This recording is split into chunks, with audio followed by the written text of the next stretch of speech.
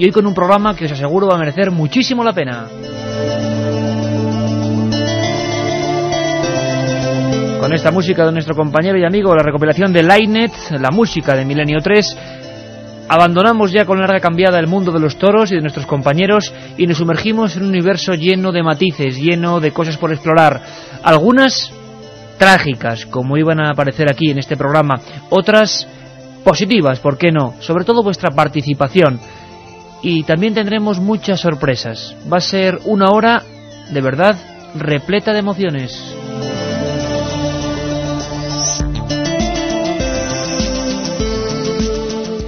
Iba a decir que estamos todos, pero no es cierto, porque aparte de Katia Rocha, Carlos Barroso, falta nuestra compañera fiel en estas madrugadas y en los viernes, por supuesto, Carmen Porter, a la que mandamos un fortísimo saludo, abrazo y beso a las tierras levantinas, porque está, bueno, pues en unos momentos en los que falta un familiar, y allí está, cumpliendo las importantes obligaciones, mientras nosotros nos quedamos aquí, haciendo posible esta hora de radio, de compañía, de misterio, de investigación. Y nos acompaña un amigo también de los más fieles, don Francisco Contreras. Buenas madrugadas, amigo. Buenas madrugadas, Iker. Y siempre que viene Francisco ya sabéis que hay noticia de impacto. Eso es una especie de lógica, de coordenada, de ecuación del misterio. Francisco igual a noticia sobresaliente. Y bueno, quien es sobresaliente y bueno, matrícula de honor, como no, don Carlos Nicolás, en los firmes mandos de nuestra nave genuina e inimitable del misterio.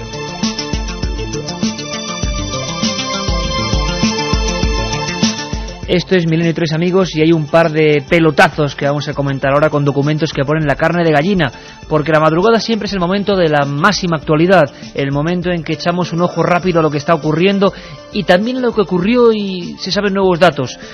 De verdad, oídos muy atentos esta noche, compañeros. Y con esta misma música quiero rápidamente, en un abanico muy sencillo, casi en resumen, comentar, bueno, el sentimiento que nos decía mucha gente, que nos transmitía a través del 7640. Ya lo sabéis, ya está abierto, 7640, palabra milenio. Por cierto, hoy hay dramatización, claro que sí. Y además de las que ponen los pelos de punta. Por si faltaba poco, el programa completito. Muy rápidamente para que veáis un poco los sentimientos, como decía, que surgieron del programa del viernes. Vampiros españoles. Cada mensaje, el 7640, palabra milenio, es un mundo que nos hace aprender. Fijaos, soy Marta de Barcelona. Mi tía, o la tía de mi madre, mejor dicho, tiene 85 años y conoció al forense que estuvo en el caso de Enriqueta Martí, la vampira. Aún se acordaba de lo horrible que vio, las cosas horribles que vio en aquella casa. Testigos directos o indirectos de historias que son ya muy lejanas e increíbles. Dice Milenio, aquí en Ontillent, a mi madre cuando era pequeña, un hombre con un saco la cogió por los pelos, la intentó secuestrar. Nos lo dice María en Ontillent.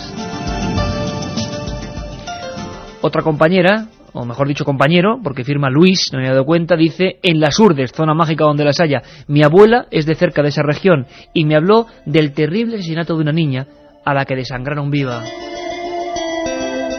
El mundo de los sacamantecas, de los ajineros, de los secuestradores de niños causó impacto en nuestra audiencia.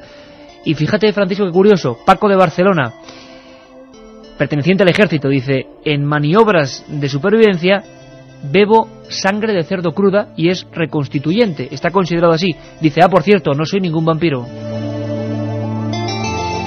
Otro amigo nos pregunta, no lo firma, ¿cuándo se investigó, se refiere a Ángel Gordon, el caso de un niño de 12 años con hematodixia, con necesidad de sangre? Te respondo rápidamente, fue el año de 1978. Otro amigo, no sin cierto humor, nos dice, los sacamantecas de hoy, de ahora del 2004, cobran un riñón, nunca mejor dicho, por sacarlas, y se llaman médicos esteticistas, firma Raúl Etayo.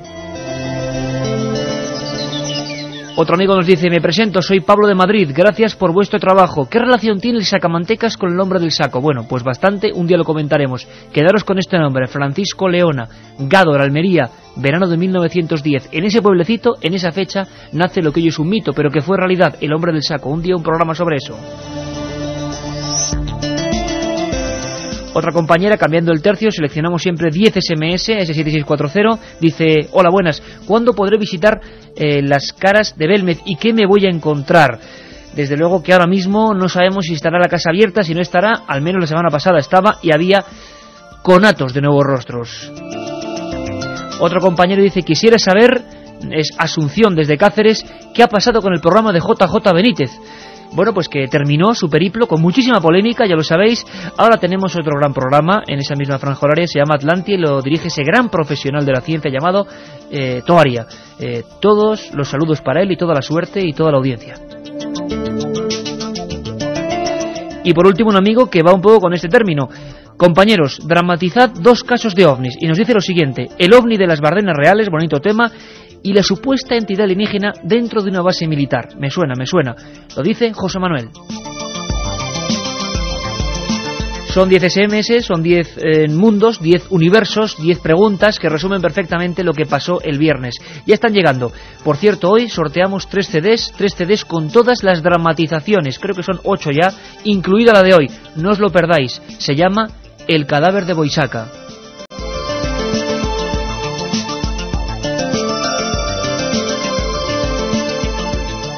La otra realidad. Milenio 3. En la cadena SER.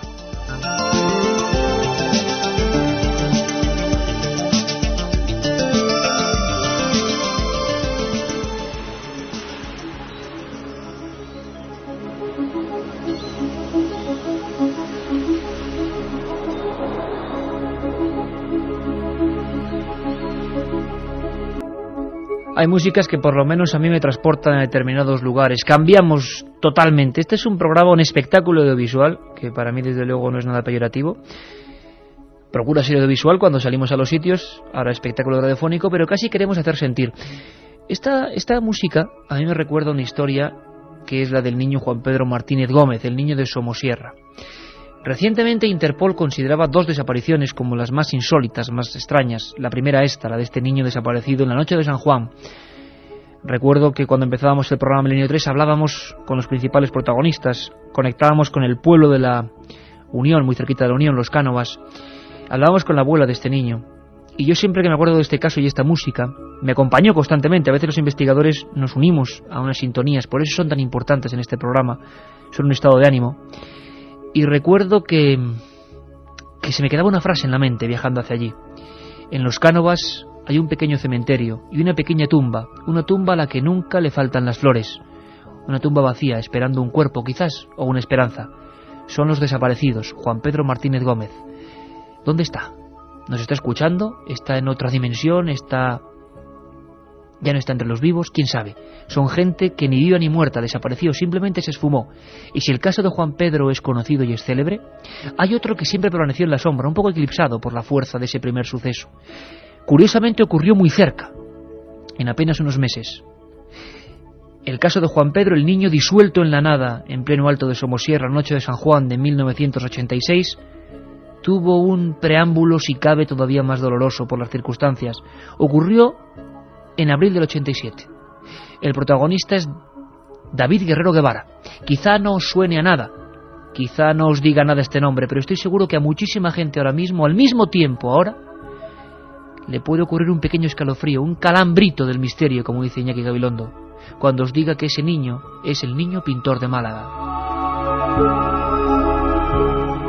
Toda una historia, Francisco, que tú te has vuelto a liar la manta a la cabeza y has vuelto a sacar de aquí y allá documentos, datos. Sé que es difícil, pero podríamos brevemente contar a la gente que no lo sepa qué pasó a grandes rasgos con el niño pintor de Málaga. Una historia dramática, una historia terrorífica, una historia en la que estábamos ya trabajando para preparar un especial sobre desaparecidos. Ya lo hicimos la temporada pasada, centrándonos sobre todo en el caso del niño de Somosierra. Por cierto, que si me permites además, y no es ningún tipo de pedoteo, felicidades, Francisco, hablamos de Málaga y sé que hoy por hoy Málaga empezaba una sección nueva de misterios. Gracias. Que es un honor que la hagas tú, porque sabemos que eso es sinónimo de buen reporterismo y que es un honor que todo un buque insignia del periodismo en España, como hoy por hoy, dedique una sección a los misterios. Felicidades. Los Gracias. Jueves, ¿no? Los jueves, de 12:30 a 2 en la desconexión para Málaga con Esther Luque. Y, bueno, muy agradecido y vamos a estar ahí dando el callo para todos los malagueños. Periodismo desconocido con el reportero Francisco Contreras, nuestro compañero, y precisamente por eso, iniciando más o menos esa colaboración, te metías de nuevo en el tema una historia terrorífica del niño pintor, que quizás ha estado solapada, como bien dices, por el caso de Somosierra, ¿no? Era un 6 de abril de 1987 cuando David Guerrero Guevara, en aquel entonces contaba con 14 años de edad, salía de su domicilio situado en la calle Sargento García Noblejas, cruzaba 100 metros hasta llegar a una parada de autobús ubicada en la calle Ayala, con dirección a un local de exposición de pintura que se llamaba La Maison. Solamente portaba lápices y un bonobús. Y se esfumó. Desapareció. Eran las 6:30 de la tarde, como te decía, de ese 6 de abril de 1987, y nunca más se supo. Jamás.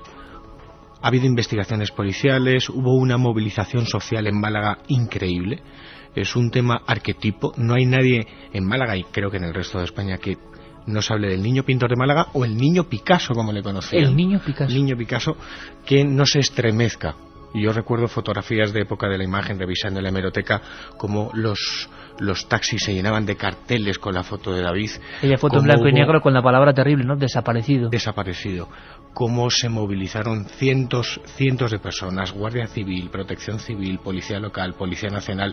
Incluso, preparando este próximo programa, hablaba con José Luis Calvo, que es el vicepresidente de la Asociación al Menor en Málaga, Prodeni, y me decía que la comparación con otro caso de desaparecidos no existe, porque a David se lo tragó el aire, desapareció. Para que la gente se haga una idea muy gráfica, Francisco, es la barriada 25 años de paz donde él vivía, y la desaparición, con gente observándole en pleno día, ocurre en una zona donde no se acerca ningún automóvil a él, donde nadie ve a ningún adulto que se aproxime.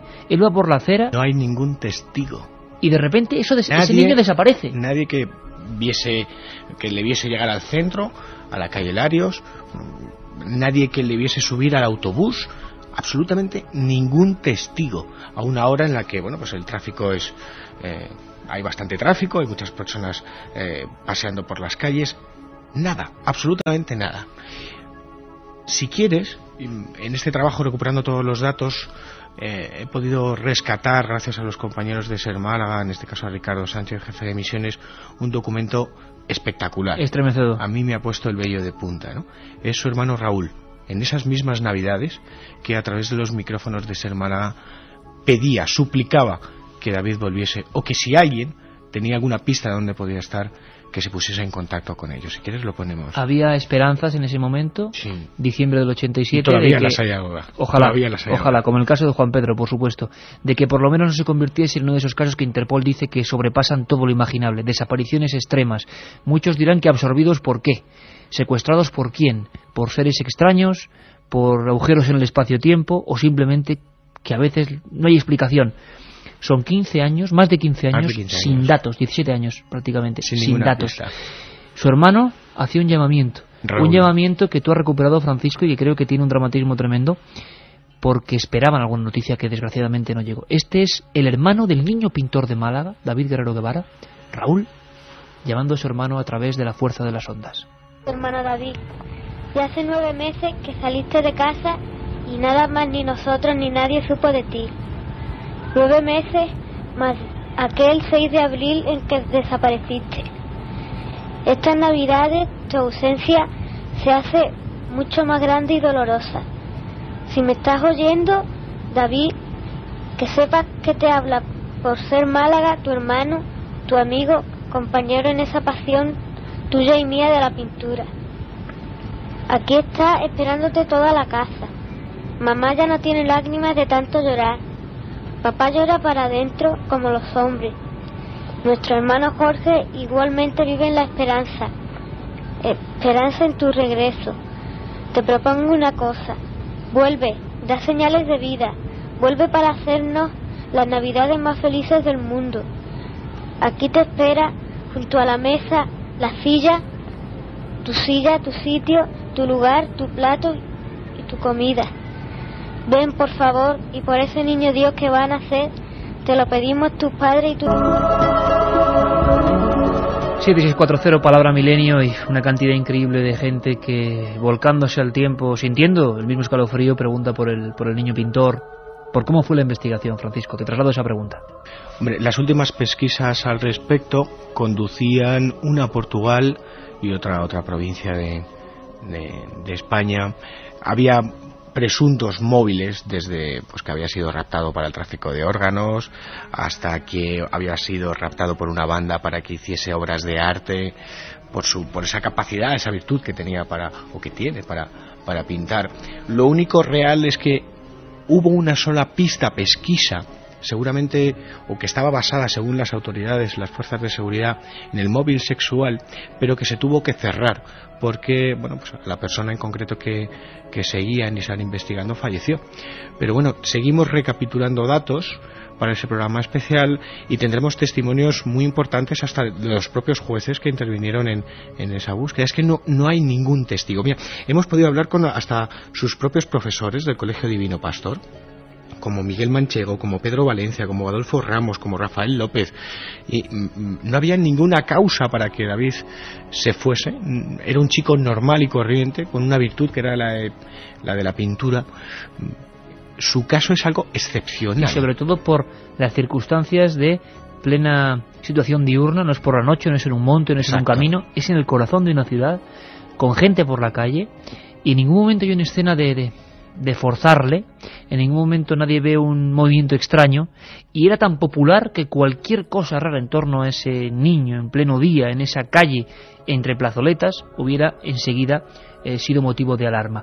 La familia que pensaba, aparte de su hermano, yo creo que la familia sigue estando con la esperanza de encontrar, ¿no? Y ojalá este pequeño homenaje al niño pintor de Málaga pudiera dar una pista para seguir investigando, ¿no? Para eso informamos, para dar luz. Teníamos la voz incluso de la madre, ¿no? Hemos podido hablar con su madre, con Antonio Guevara, ¿no?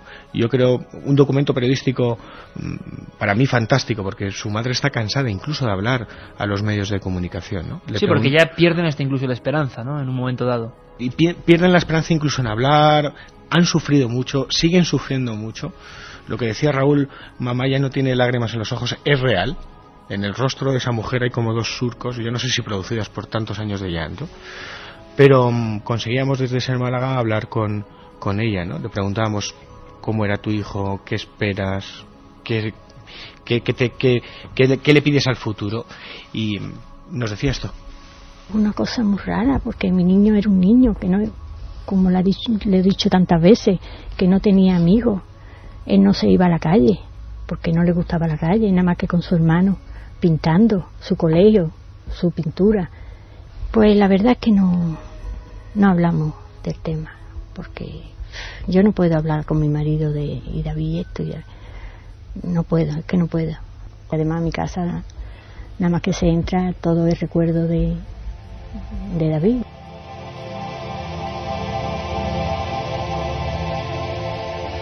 Sobre todo imaginemos la sensación, porque estoy seguro, Francisco, que ahora mucha gente que nos escucha también ha podido tener casos parecidos, ¿no? Pero un altísimo porcentaje, y lo hablábamos aquí con Carlos Corrales Rubio, el comisario general de la Policía Científica, cuando hicimos ese programa, cuando hicimos ese especial sobre el CSI español, que la inmensa mayoría se resuelven, y que siempre hay alguna pista, alguna huella, algo, se comunique o no. En el caso de Juan Pedro Martínez y en el caso de David Guerrero, tan cercanos en el tiempo, tan parecidos de alguna manera, no hubo ni una sola pista, y la investigación movilizó a decenas de miles de personas, acciones populares. Fueron casos que llegaron a las televisiones, aunque no había en esa época programas que solo se dedicasen a desaparecidos. El revuelo, precisamente por eso, por no estar popularizado el tema de los desaparecidos, fue brutal. El hecho de que fueran unos niños, Juan Pedro y David, hicieron correr ríos de tinta y lágrimas, como tú decías, no solo en la familia, sino en los expertos policiales. Yo recuerdo a Rafael Noja, recuerdo a personas como José María Seara, de desaparecidos de la policía, que investigaron estos casos, y que era tal la impotencia que tenían, que llegaban a admitir una posibilidad. Me decía Níker, lo decían así a la cara, en estos casos, cualquier posibilidad, por fantástica que a ti te parezca, es considerable. Te digo y te matizo, en Málaga hay constatada por la Policía Nacional 837 denuncias, por lo menos el año pasado, de desapariciones. Más del 70% se resuelven. Este caso no, muchas explicables. Sí me gustaría hacerte una puntualización. Cuando lo razonable queda descartado, lo improbable, por increíble que parezca, resulta ser cierto. Sherlock Holmes.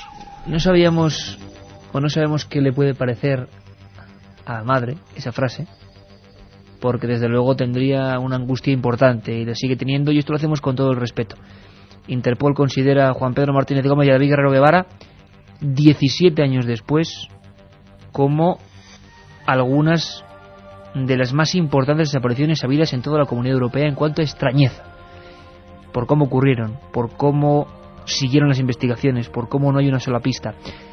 Incluso en algunos archivos venía el tema de desapariciones extremas tragados por la nada. ¿La nada acaso puede tragarnos? ¿Puede ocurrir?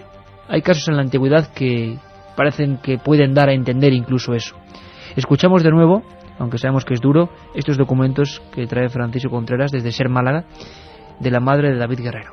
Nada más que pendiente a la tele, recordando los primeros días que yo pasé, cómo estará su madre, cómo estará.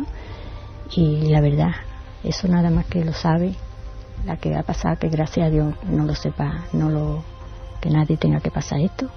Y la verdad, no se me quita del pensamiento, la familia y todo.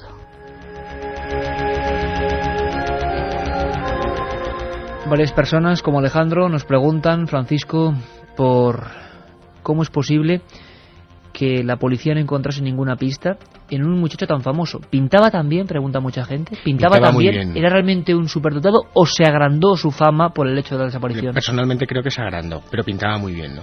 Todos los profesores con los que he podido hablar, así como algunas personas allá, sus familiares, pintaban muy bien, pero no era tan superdotado. De hecho, él cuando desaparece es cuando va a exponer su primera obra en la Maison.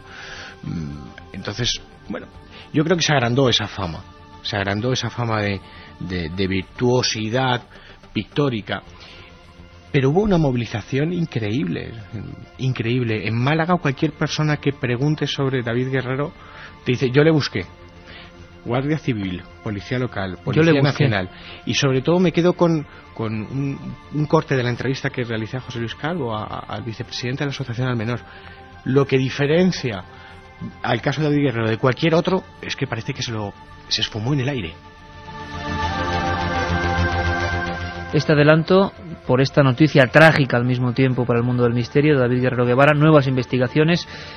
Mucha gente lo está preguntando, como Julio de Las Palmas, algunos que dicen que son galeristas y que no era para tanto, y desde luego que es completamente imposible que fuera secuestrado para falsificar otras obras. Sería rápidamente encontrado por la Red Nacional, digamos, de Patrimonio e Internacional de Interpol. Se sabría rápidamente. No debe haber cuadros realizándose. Posibilidades de una futura investigación. ¿Se han cancelado todas ya, imagino? Siguen abiertas. La investigación se tuvo que cerrar porque se siguió una de las pistas, la que te he comentado antes. El móvil presuntamente era sexual, relacionado con una persona extranjera, y falleció. Esa pista llevaba hasta Portugal, pero se tuvo que cortar, se cerró la investigación porque falleció, con lo cual no hubo posibilidad de ir más allá. Hubo un conato de solución cuando hace varios años se encontraron unos restos de infantiles cerca de la Alcazaba. Todo el mundo creía que iban a ser los restos, desgraciadamente, de David, pero tras el análisis del cuerpo se determinó que eran restos de niños de la época de la Guerra Civil. ¿Dónde está David Guerrero Guevara? ¿Dónde está Juan Pedro Martínez Gómez?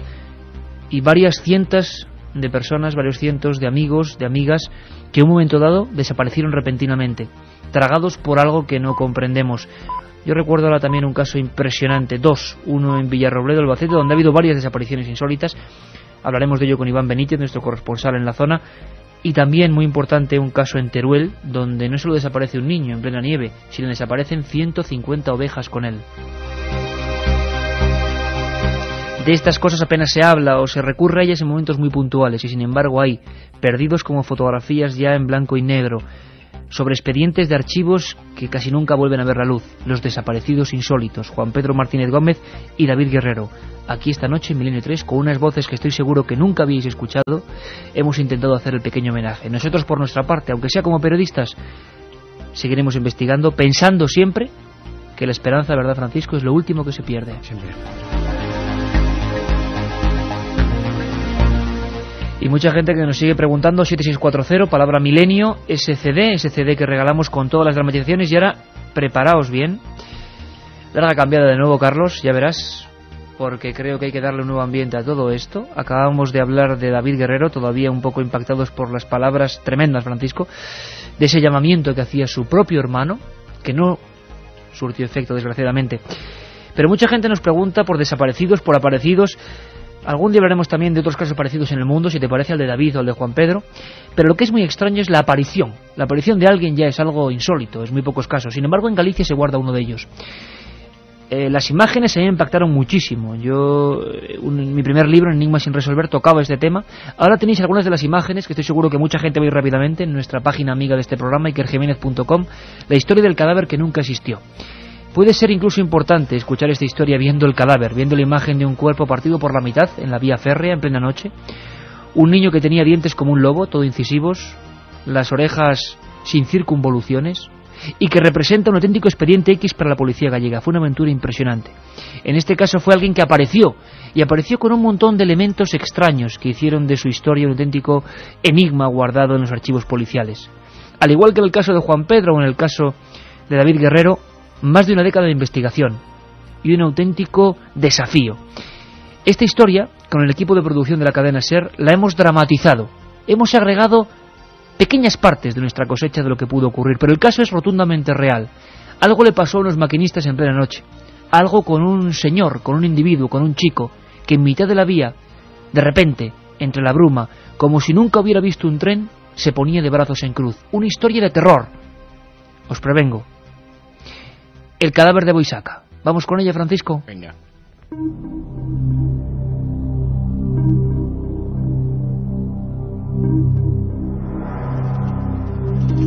Había comenzado el mes de mayo y la noche era muy fría. El tren Rías Baixas avanzaba a gran velocidad rompiendo la oscuridad. El convoy regresaba vacío de viajeros y solo el maquinista José Galán miraba los raíles a través del ventanal delantero. Oye, allí se mueve algo. ¡Castro, ven aquí! Ya voy. ¿Qué ocurre, hombre? Allí, bajo el puente de Paredes. ¿No lo ves? Parece alguien haciendo señas. A ver. Pero eso solo puede ser un loco. Reduce que le doy al avisar. Además de la bocina, el potente faro de la cabina iluminó la gran recta que llegaba hasta el arco de piedra.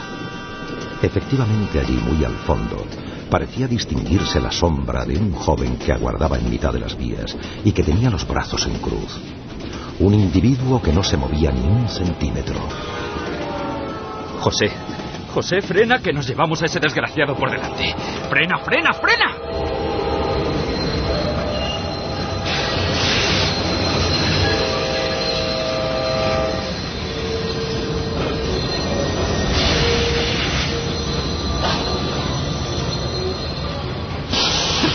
¡Válgame Dios! ¡Si estaba aquí mismo! Pero tú lo has visto como yo. Lo has visto con tus ojos, ¿no?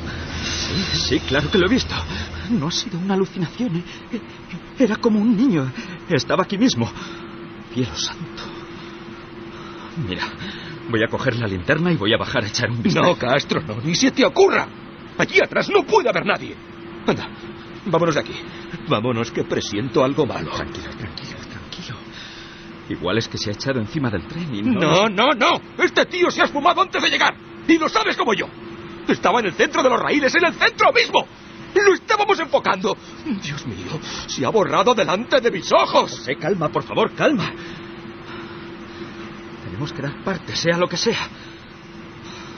Dios mío. ¿Central Renfe Galicia? Sí, diga. Somos del Rías Baixas. ¿Me escucha? Sí, le escucho. Miren, resulta que hemos visto un presunto suicida a la altura del kilómetro 8 que... ¿Qué? Oiga, ¿qué dice? ¿Oiga? ¿Pero con quién estoy hablando? ¿Qué pasa, Castro? ¿Qué pasa? No sé. ¡Demonio! Es como una interferencia que se cuela.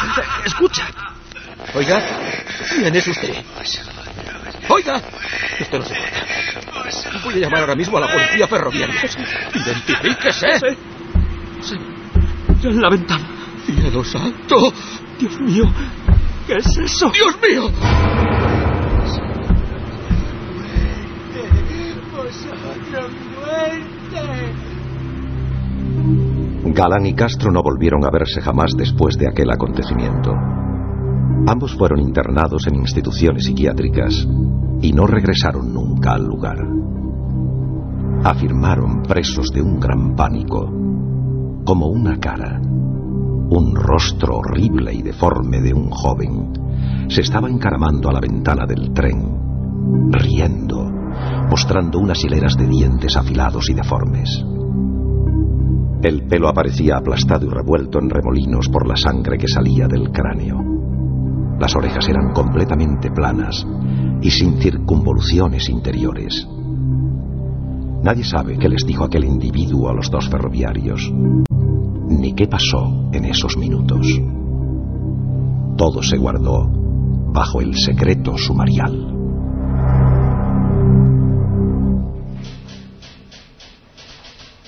Ocho años después, un guardia civil se interesó por el asunto al encontrar unas fotografías en la sección de cadáveres sin identificar de la provincia. Sí, estos son. El expediente, como ve, ocupó unos 600 folios. Mire estas fotos. Fue un caso sin solución. Nadie reclamó el cadáver. Seguramente se trataba de un suicida. El cadáver de un joven que no existe. Le seré franco, doctora. Algo no me encaja en estas declaraciones. ¿Usted asistió a la autopsia del atropellado? No, recuerdo que aquella noche llegó el cuerpo en una bolsa y que vinieron 3 militares a practicarla. Estaba partido en 2. Era un caso muy complicado, quizá no se fiaban de mí, pero la verdad es que no se me permitió el paso. Estas imágenes son tan extrañas. ¿No se trataría de un niño salvaje? Esta mueca de dolor, estos dientes, ¿son todos incisivos? Efectivamente, una dentición completamente anómala. Se hizo un rastreo en profundidad, encabezado por el capitán de la policía científica, Gregorio Nozal, ¿lo recuerda? Descubrió que en esa recta hubo hace muchos años otras muertes misteriosas. Pero luego se retiró de la investigación. Y por cierto, mire esto. ¿Esas son las monedas que llevaba el cadáver? Sí, pero obsérvelas. El guardia civil quedó estupefacto. Aquel dinero ya no estaba en circulación desde hacía mucho tiempo. Eran piezas de los años 40 y habían aparecido en los bolsillos dentro del pantalón roído de un suicida, que además llevaba puestas unas zapatillas antiguas y una ropa que no parecía propia de esta época. Hay cosas que se me escapan. Ellos aseguraron haber visto aquella cara subiendo por la ventanilla. La describieron como algo vaporoso, inmaterial. Incluso aquí pone que hablaron con él. Pero, ¿por qué la transcripción de esa conversación falta en el informe? Bueno, con el paso del tiempo se han podido extraviar. Doctora, por el amor de Dios, ¿cómo es posible que le vieran si le acababan de pasar por encima con el tren? ¿Cómo iban a hablar con un muerto? Mire, le voy a ser sincera. A mí me dieron orden de guardar estos informes. La prensa quiso saber en su día dónde se enterró el cuerpo, que fue de los maquinistas, y me dejaron muy claro que no dijese nada a nadie. Solo recuerdo que una noche lo llevaron al cementerio y lo enterraron en la tumba 7621.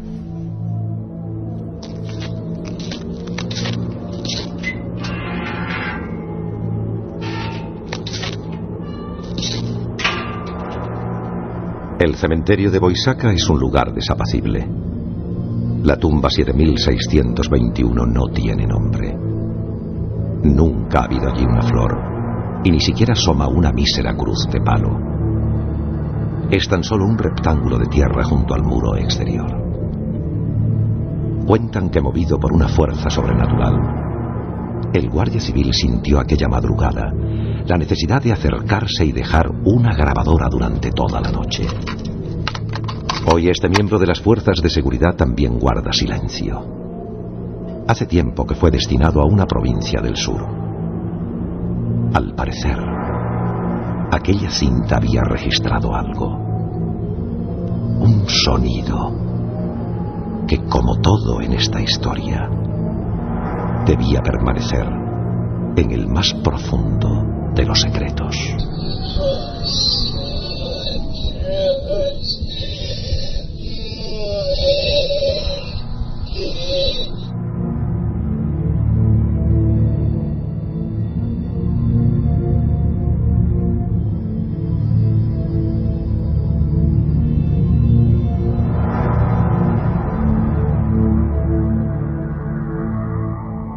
Un Viaje en busca del misterio. Milenio 3.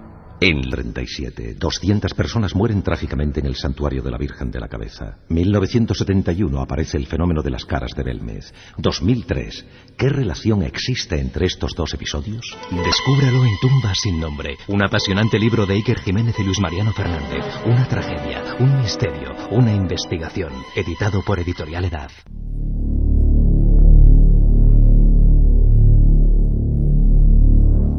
Y aquí seguimos. Por cierto, como siempre, el equipo de producción de la cadena SER, dirigido por nuestro amigo Mariano Revilla, a la técnica Roberto Cuadrado, con todos esos efectos. Yo no sé dónde pueden sacar tantas cosas. Yo les pongo sonido de pisadas en la tierra, sonido de cancela de cementerio viejo, y van y lo consiguen. Y gracias a esos actores maravillosos con los que podemos recrear, dramatizar e incluso ensoñar algunos casos como este: Primitivo Rojas, Charo Soria, Antonio Muñoz, Nacho Barceló, Esteban Masana, Iván Jara y Juan Antonio Merayo. Son los que hacen posible estas dramatizaciones, que además, gracias a amigos pues como el Dial.net y tantos portales de radio que están destacando esa labor de la radio antigua, que también es la radio moderna, la radio que nos hace imaginar la cantidad de mensajes ahora mismo de gente que lo pasa francamente mal, pero esa música que poníamos antes de Exonic pues es para hacer otra larga cambiada, como diría Molés, y meternos en otro pequeño universo.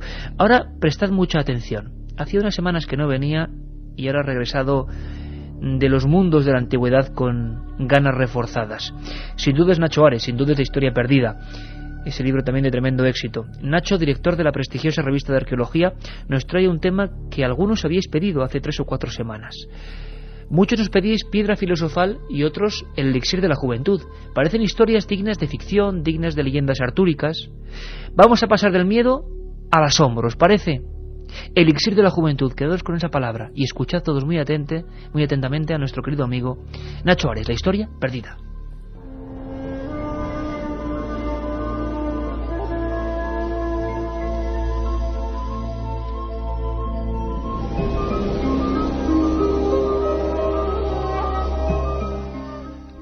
Después de la piedra filosofal, la meta de los sabios europeos de toda la Edad Media y moderna ha sido la búsqueda de un elixir que permitiera conservar la juventud durante el resto de la vida de una persona. Reyes y grandes hombres de negocios dedicaron enormes sumas de dinero a su búsqueda y, al parecer, según cuentan, algunos lo consiguieron.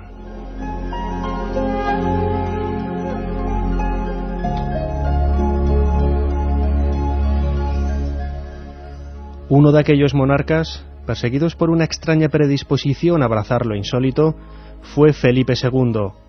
No sabemos si Ricardo Stanislaus, perteneciente al círculo del rey en el Escorial y uno de los cabecillas del trabajo en el laboratorio de Madrid, logró en algún momento dar con la fórmula mágica que devolviera a su amado soberano la anhelada juventud. Sin embargo, existen otros personajes a lo largo de la historia europea que, al parecer, sí consiguieron vivir mucho más de lo normal. Es el caso del conde de Saint-Germain.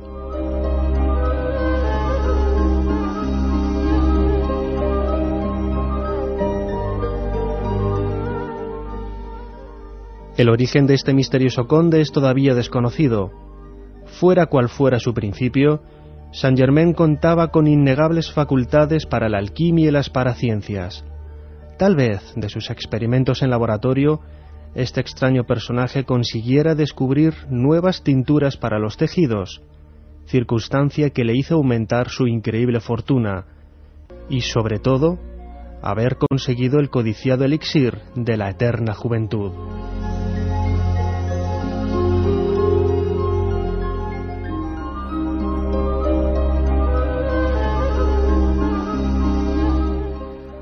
Lógicamente, todo esto no es más que una mera especulación.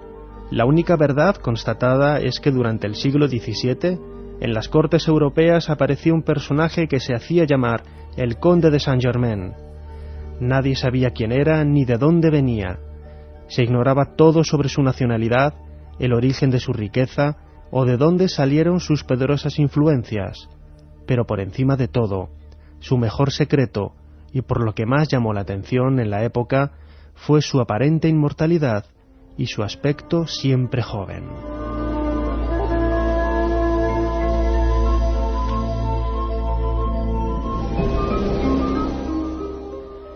Existen anécdotas documentadas en legajos en donde se cuenta la sorpresa de algunos nobles al encontrarse con el misterioso conde, años e incluso décadas después, y observar atónitos que su aspecto no había cambiado en lo más mínimo.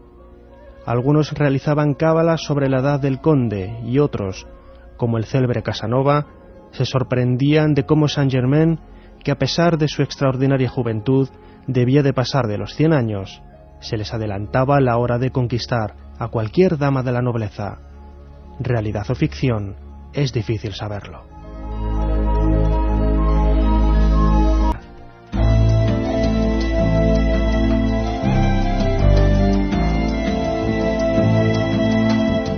Sintonía de despedida, Millennium, Hans Zimmer, las músicas siempre tan importantes en este programa que ha tenido de todo. Hemos hablado de David Guerrero con datos de última hora que ponen la carne de gallina. Nos hemos sumergido en una historia recreada, la del cadáver de Boissaca, que, bueno, ahí está la realidad y ahí está lo que hemos recreado y ensoñado e imaginado. ¿Qué parte hay de cierto? Mucho. ¿Y qué parte le hemos añadido? Hay que descubrirlo. Siempre lo decimos, las dramatizaciones del equipo de producción son hechos reales. Ahí ya queda la imaginación de cada uno. Ahora tenemos los ganadores de esos 3 CDs con las dramatizaciones, pero, Francisco, importante, para dejarnos la miel en los labios como siempre. Sigues dando caña con tus Casas Encantadas, igual hay una segunda parte, ojalá y sea pronto, pero Francisco, novedades, nos preguntan muchísimos amigos constantemente, Cortijo Jurado, que qué pasó, que nos adelantes algo, que no te escapes por la vía de servicio y que nos digas qué ocurrió con aquellas filmaciones. Algunos nos preguntan si hay psicofonías, recuerda que pasó hace un mes y no hemos dicho nada. En un par de minutos, cuéntanos, Francisco. Hay psicofonías además yo creo que espectaculares. Tú ya has podido escuchar alguna de ellas, las estamos preparando, limpiándolas para emitirlas.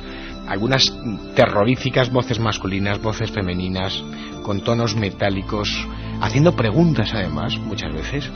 Hay fotografías, entre comillas, insólitas, de las unidades móviles, del resto del equipo ahí, donde aparecen las instantáneas rayos en bola.